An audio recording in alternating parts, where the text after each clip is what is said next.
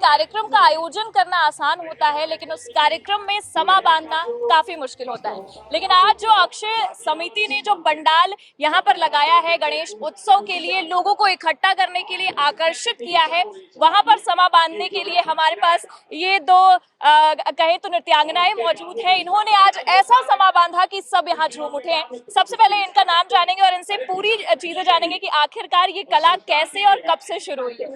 जी, हम दोनों ईशा मिशा रतन सिस्टर्स लखनऊ से जुड़वा बहनें हैं और बचपन से ही हम लोग कथक कर रहे हैं पंडित अर्जुन मिश्रा जी से, स्वर्गीय, और अभी उनकी वरिष्ठ शिष्या सुरभि सिंह जी से हम लोग सीख रहे हैं। और बचपन से ही हम लोग डांस कर रहे हैं और बचपन में शायद हमको उतना पैशन नहीं था।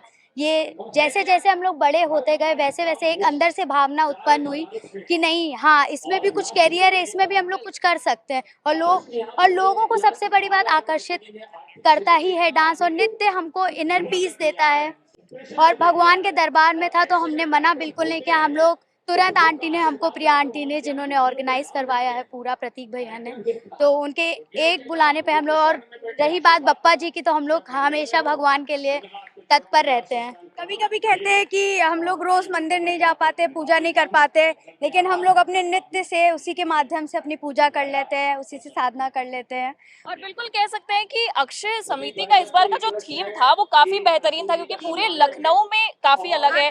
हाँ बिल्कुल, जैसे ही अंदर आओ सबसे पहले भगवान शिव के दर्शन होते हैं, फिर अंदर बप्पा विराजमान है, वो भी भगवान शिव के रूप में ही है। तो अगर हम देखें तो क्लासिकल डांस का जो फॉर्म है वो ऐसा कहा जाता है कि भगवान शिव के जो शिष्य होते हैं वही इसको आगे लेकर जाते हैं। तो ये जो आपने यहाँ परफॉर्म किया भगवान शिव के दरबार में, भगवान गणेश के दरबार में, उसको लेकर कैसा महसूस हो रहा है? जैसे भगवान शिव का तांडव और माता पार्वती जी का लास्य, तो दोनों का ही अंग था हमारी प्रस्तुति में।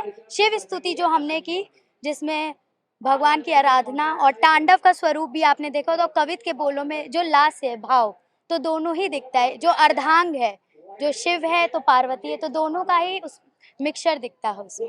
अच्छा, आपकी शिष्याओं से भी बात करेंगे, लेकिन सबसे पहले आपसे ये जानना चाहेंगे, आज एक छोटी सी बच्ची ने बड़ा अच्छा परफॉर्मेंस दिया और एकदम अच्छा समा बांध के रखा। आपको कैसा फील हो रहा है कि आपके सिखाए हुए बच्चे इस तरीके से इतने लोगों के सामने मंच पर परफॉर्म कर रहे हैं? हमको बहुत अच्छा लगता है, क्योंकि हम लोगों ने भी जो गुरु से सीखा है, अगर वो नहीं है तो उनके चीज़ों को आगे बढ़ाने के लिए कोई व्यक्ति होना चाहिए। और जैसे हमने उनसे सीखा और हम भी उनको अपना, क्या कहते हैं, जैसे एक होता है कि सर्व करते जाते हैं आगे, पीढ़ी दर पीढ़ी ये चीज़ें बढ़ती जाती है। और अगर मैंने सीख के अपने अंदर ही रखा, मैंने बांटा नहीं, तो वो वहीं ख़त्म हो जाएगा। आगे की पीढ़ी कोई भी नहीं सीख पाएगी। तो आगे हमारे बाद ये है, इनके बाद कोई और होगा, उनके बाद कोई और होगा, तो ये सिलसिला जारी रहना चाहिए, कभी खत्म नहीं होना चाहिए। तो कहते हैं कि बांटने से कला जो है वो और बढ़ती है। अगर मैं नहीं बांटूंगी शायद मैं इतना प्यार नहीं पा पाती। ना हम लोग, क्या कहते हैं, ना आप होते ना हम होते, तो हम लोगों ने एक बांटा, तभी लोग हमको आ रहे हैं, पूछ रहे हैं। अगर मैं भी वही थम के रह जाऊंगी तो कोई वहाँ पे सब कुछ थम जाएगा। आप लोग कैसा महसूस कर रहे हैं आज अपने टीचर्स के सामने इतने अच्छे मंच पर और भगवान के दरबार में परफॉर्म करने का मौका मिला? मुझे बहुत अच्छा लग रहा है। मैं ईशा मिश्रा मैम अपनी बहुत आभार हूँ उनकी कि उन्होंने मुझे एक अपॉर्चुनिटी दी इतने बड़े स्टेज पे परफॉर्म करने की, और मुझे बहुत अच्छा फील हो रहा है आज। आपको कैसा फील हो रहा है? मुझे बहुत अच्छा फील हो और ब्लेस्ड फील हो रहा है कि मैं यहाँ पर आई। पिछली बार भी आई थी।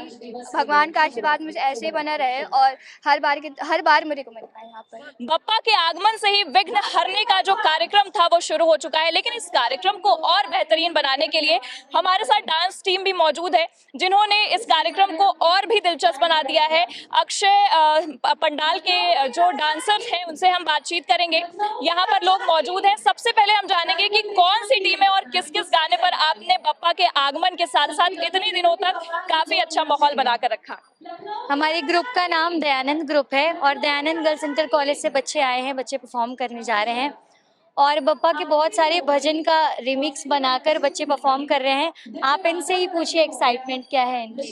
कैसा रहा एक्साइटमेंट? किस तरह से बप्पा के आगमन के बाद बप्पा ने इतने दिनों तक आपके साथ ही अपना वक्त बिताया, कैसा लगा और किस तरह से डांस परफॉर्मेंस हुआ आप लोगों का? बहुत अच्छा डांस परफॉर्मेंस हुआ हम लोगों का। कौन से गाने पर आप लोगों ने डांस किया? हम लोगों ने मराठी सॉन्ग और गुजराती, राजस्थानी सॉन्ग पर किया। आप लोग का कैसा एक्सपीरियंस रहा? बहुत अच्छा रहा। तो लगातार हम देखें तो यहाँ पर माहौल बांधने के लिए नृत्यांगनाओं ने बहुत कोशिश की, और कह सकते हैं कि अगर इतनी देर तक, रात तक लोग बैठे रहे तो इसी कारण से बैठे रहे। और आप हम मेरे पीछे देख सकते हैं भगवान शिवलिंग का ये दरबार है, और इसके अंदर भगवान गणेश विराजमान है, यहाँ पर नंदी बाबा भी हैं। और काफी अच्छे से हम देखें तो अक्षय समिति के जो लोग हैं, जो कार्यकर्ता हैं, उन्होंने आयोजन किया, और पूरे लखनऊ में इस आयोजन की खूब चर्चा हो रही है। लोग यहाँ पर आ रहे हैं और बार बार बाबा के साथ साथ बप्पा के भी दर्शन कर रहे हैं, और इसी का सिलसिला लगातार जारी है। फिलहाल जिस तरीके से भव्य आयोजन हुआ है, हम आपसे भी निवेदन करेंगे कि आप भी आइए और बाबा के साथ साथ बप्पा जी के भी दर्शन करिए, क्योंकि अब विश्राम करने का जो वक्त है बप्पा का आ चुका है। अब विसर्जन की घड़ी जो है वो पास आ चुकी है। तो आप भी आइए और दर्शन करिए और देखते रहिए आज की खबर।